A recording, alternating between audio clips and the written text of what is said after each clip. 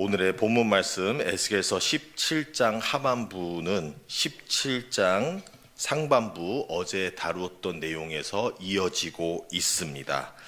오늘의 이 말씀을 통하여서 우리가 몇 가지 하나님의 영적 교훈을 배우고자 합니다. 17장 상반부에서 등장했던 내용들은 하나님께서 지금 이스라엘 남유다가 지금 겪고 있는 상황들을 설명해 주셨지만 그것을 비유로 설명을 해 주셨습니다. 그리고 혹시나 비유로 했다고 알아듣지 못한다, 나는 이해를 못했으니까 괜찮다라고 그냥 지나가고 핑계로 삼을까봐 하나님께서는 17장 하반부에서는 본인이 앞서서 하신 그 비유를 풀어주고 있습니다. 그래서 17장 상반부에서 1절에서 10절까지 나온 내용을 11절부터 해서 풀어나가게 되고요. 그 다음에 나중에 또 뒤에 22절부터 24절까지의 말씀은 나중에 이루어날 하나님의 다시 남유다를 세워줄 그 소망을 가질 수 있게끔 또 희망의 메시지를 주고 있습니다. 오늘의 이 말씀을 가지고 우리가 그 배경을 먼저 살펴보겠는데요. 이때는 대략 주전 588년경 바벨론이 그 전에 이미 남유다를 치고 포로를 두 차례에 이제 바벨론으로 끌고 갔죠. 이것을 지금 본문 말씀에서는 앞부분에서는 이 백항목의 꼭대기를 따서 그리고 바벨론에 가서 심었다라는 식으로 묘사를 하고 있습니다.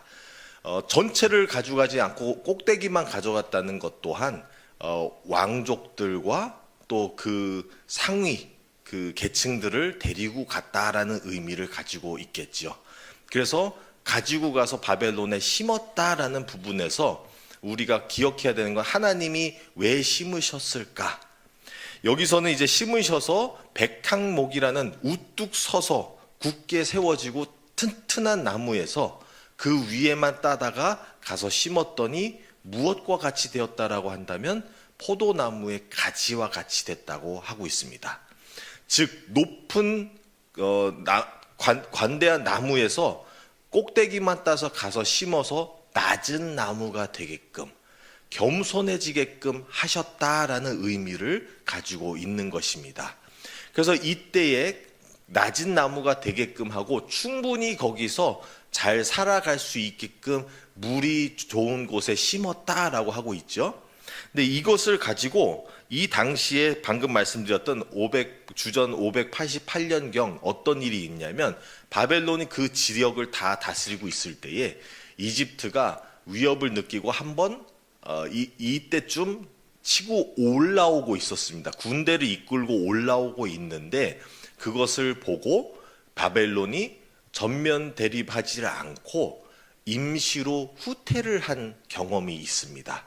그래서 이때 잠깐 뒤로 빼니까 이때의 남유다에 남아있는 예루살렘에 남아있는 왕이 시드기야였죠. 시드기야 왕이 머리를 굴리는 거예요. 머리를 굴리면서 뭐라고 생각하냐면 이집트가 올라오니 바벨론이 물러가네?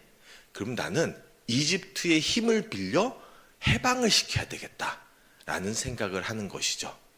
근데 하나님의 뜻은 다른 데 있었죠. 이미 북이스라엘도 심판을 당했고 남유다도 그의 언니 이스라엘이 당했는데도 불구하고 본인이 죄 짓는 데서의 자꾸 죄를 계속 지어가니 심판은 오게 되겠다라고 약속을 하셨고 이 심판이 들이닥친 것입니다. 이 심판도 바로 들이닥친 것보다는 차례대로 지금 오고 있는데 이것을 겸손히 받아들이고 회개하고 낮춰진 마음으로 다시금 하나님께로 돌아오라는 심판의 메시지가 있는데도 불구하고 남유다에 남아있는 시드기야 왕, 즉 남유다의 마지막 왕이 되겠는데요. 이 왕은 끝까지 반항을 합니다. 그래서 낮아지기를 거부하고 다시금 어떻게든 일으켜 세우겠다라고 해서 바벨론이랑 약속했던 것을 어기고 이집트랑 언약을 맺어서 나를 도와주면 나도 너희랑 돕고 살겠다 라는 식으로 다른 약속을 뒤에서 맺게 되는 것이죠. 바로 이 내용을 오늘 에스겔서 17장에서 다루고 있는데요.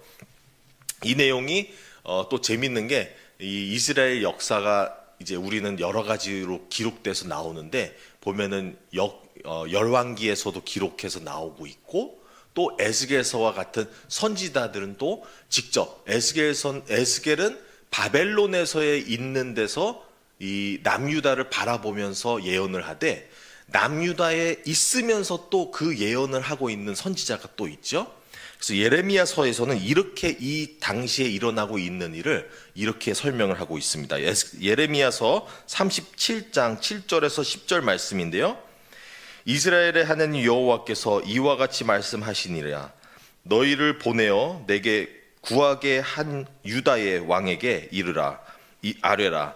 너희를 도우려 나왔던 바로의 군대는 이집트죠. 바로의 군대는 자기 땅 애굽으로 돌아가겠고 갈대아인, 여기서 갈대아인은 바벨론입니다. 바벨론이 다시 와서 이 성을 쳐서 빼앗아 불사르리라. 여호와께서 이와 같이 말씀하시니라. 너희는 스스로 속여 말하기를 갈대아인 바벨론이 반드시 우리를 떠나리라 하지 말라. 그들이 떠나지 아니하리라. 가령 너희가 너희를 치는 갈대아인의 온 군대를 쳐서 그 중에 부상자만 남긴다 할지라도 그들이 각기 장막에서 일어나 이 성을 불사르리라. 예레미야 선지자는 지금 포로로 끌려가지 않았고 남유다 예루살렘에 남아있는데도 불구하고 여기서도 똑같이 동일한 예언을 하고 있습니다. 하나님께서 분명히 심판을 하고자 하여서 마음을 굳게 세우셨는데 이걸 어떻게든 꾀를 부려서 피하려고 하는 것이죠. 그래서 시드기야가 이집트랑 언약을 맺으면 나는 살겠다라고 하는 것을 오늘 에스겔서 상반부에서는 뭐라고 얘기하냐면 큰 독수리가 뭐냐면 바벨론이 이미 백향목의 꼭대기를 가져가 심었는데 다른 큰 독수리가 나타나니 이게 이집트입니다. 거기에 가가지고 또 거기에다가 팔을 뻗으며 자기의 포도나무 가지로 어떻게든 살고자 한다는 그 모습으로 보여주고 있습니다. 그리고 이것을 비유로만 말하면 이해 못할까봐 아래서 세부적으로 또 설명을 해주고 있는 것입니다. 오늘 우리는 이러한 말씀을 통하여서 또 배울 수 있는 것이 하나님께서 심판을 하고자 마음을 굳히셨을 때에는 우리가 꾀를 부려 피하려고 해야 되는 것이 아니라는 것입니다. 피해야 되는 것이 아니라 하나님의 매가 오면 매를 받고 그 매가 왜 왔는지를 생각하고 겸손하게 회개로 나아가야 된다는 것입니다. 하나님께서 사랑하는 자를 훈계하시지 버린 자를 훈계하시는 적은 없습니다. 그런데 끝까지도 하나님의 사랑으로 훈계를 하고 있는데 시드기야는 남유다를 대표하여 끝까지 반항하여 그 매를 피하고자 하고 있습니다. 즉 매만 피하는 것이 아니라 하나님께 돌아가고자 하는 것을 피하는 것이고 자기는 돌아갈 필요가 없다고 스스로 세워질 수 있다고 나는 어떻게든 발버둥 치고 혼자 잘 살 수 있다고 여기고 있는 것입니다. 이러한 교만에서 분명한 심판은 올 것이고 아까 예레미야 선지자를 통하여서도 너희가 가령 바벨론을 싹 다 없앤다 할지라도 한두 명만 살아있어도 하나님의 심판은 분명히 이루어질 것이다 라고 말씀을 하고 있는 것입니다. 우리는 하나님을 피하는 것이 아니라 그가 우리에게 복을 주시던 또는 훈계를 하시던 우리는 그로 인하여 훈계와 복을 받으며 살아가야 한다는 것입니다. 그래서 우리는 항상 하나님 안에서 어렵건 좋건 무조건 하나님만 붙잡고 살아가는 저와 여러분들이 되시기를 바랍니다. 오늘의 말씀을 또 이어서 간다면 하나님께서 에스겔 선지자를 통하여서 뭐라고 말씀하시냐면 나와 맺은 언약을 너희가 깼다라고 하는데요. 이것은 미리 앞서서 예전에 만들었던 언약을 말씀하는 게 아닙니다. 바벨론과 시드기야 왕이 맺었던 언약을 가리키는 얘기입니다. 즉 바벨론에게 우리가 지금 이미 포로로도 끌려갔고 하니, 우리가 이미 속국으로 존재하니 우리가 조공을 바치는데 열심히 하되 우리를 살려주세요 라고 약속을 한 것이죠. 근데 앞에서 약속을 해놓고서는 뒤돌아서 더 큰 독수리 이집트가 있네 하고 거기도 언약을 맺으려는 거죠. 여기서 하나님께서는 뭐라 하시냐면, 바벨론이라 맺은 언약인데도 불구하고 하나님께서는 나와 맺은 언약이라고 얘기하고 있는 것입니다. 여기서 우리가 깨달아야 할 것은, 우리가 신앙인으로서 어디서 누구와 맺은 언약일지라도 그 맺은 언약은 우리가 지켜야 한다는 것입니다. 마태복음 18장 18절에서 말씀이 이렇게 합니다. 진실로 너에게 이르노니 무엇이든지 너희가 땅에서 매면, 땅에서 약속을 하면 하늘에서도 매일 것이요, 무엇이든지 땅에서 풀면 하늘에서도 풀리리라. 즉 우리가 하는 약속을 우리가 가볍게 여기면 안 될 것은, 우리가 땅에서 맺은 약속은 하늘에서도 해당이 된다는 것이죠. 그리고 땅에서 그 약속을 지켜내면 하늘에서도 지켜낸 것과 같이 된다는 말씀을 해주고 있는 것입니다. 우리는 신앙인으로서 우리의 말을 가볍게 여겨서는 안 됩니다. 하나님께서는 말씀으로 창조하셨듯이 말씀을 굉장히 중요하게 여기고 계신데, 우리는 때로 우리의 말을 가볍게 여길 때가 있다는 것이죠. 마치 여기서는 한마디를 하고 돌아서서 다른 얘기를 한다는 건, 여기서 한 약속을 가볍게 여기고 여기서 했던 나의 말을 생각과 마음과 같지 않고 그냥 한 것이죠. 그냥 인사말 하고 되돌아서 여기서는 또 다른 얘기 한다는 건 그때그때마다의 마음도 없는 그냥 얘기만 한다는 거예요. 이렇게 말을 가볍게 여기는 것은 하나님께서 좋아하지 않는 것입니다. 하나님께서는 말을 중요시 여기시고 그 한 마디마다도 우리의 그리스도인으로서 더더욱 잘 알아야 되는 게, 우리의 말로 인해서 사람들이 살아날 수도 있고 죽을 수도 있다는 것입니다. 우리의 언행을 잘 해야 되는 이유가, 우리의 말로 살고 죽고도 또 언약이 맺고 하늘에서까지도 맺어질 수 있다는 것을 기억하는 저와 여러분들이 되시기를 바랍니다. 또한 여기서 마태복음 5장 37절 말씀이 이렇지요. 오직 너희는 말을 옳다 옳다 아니라 아니라 하라. 이에서 지나는 것은 악으로부터 나느니라. 예스를 예스라 하죠. 그러니까 그래요는 그래요고 아니요는 아니요지, 더 나아가서 설명하고 아닌 것을 설득시키려 하고 우기려 하고 다른 언어들을 붙여가지고 없는 약속을 하고 이런 것을 하지 말라라는 얘기를 하고 있습니다. 이런 것은 어디서 난다고 하냐면 악에서부터 나온다고 합니다. 즉 우리가 때로는 말이 길어질 때에 길어지는 이유가 있죠. 어떤 조사를 보니까요, 그 남편이 집에 들어와서 거짓말한지 아내가 아는 이유가, 남편이 말이 길대요. 남편이 말이 원래 짧은 사람인데 갑자기 설명을 안 해도 되는 설명을 쭉 길게 늘어나면 이 사람 거짓말하고 있구나. 말이 길어진다는 것이죠. 꾸며낸다는 거예요. 설명을 해 나가는 거예요. 우리가 설명을 해야 할 때 설명을 하는 건 좋지만, 우리가 말을 자꾸 거짓말하고 악한 것을 하려 할 때에 불필요한 설명들을 많이 붙여낸다는 것이죠.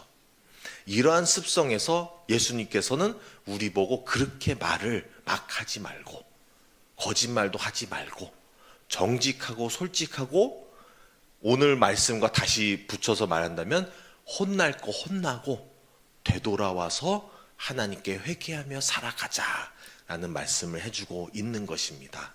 우리는 이렇게 말을 중요시 여기고 정직하게 살아가며 우리가 하나님의 기쁨이 되는 저 여러분들이 되시기를 간절히 바랍니다. 오늘의 말씀을 정리하겠습니다.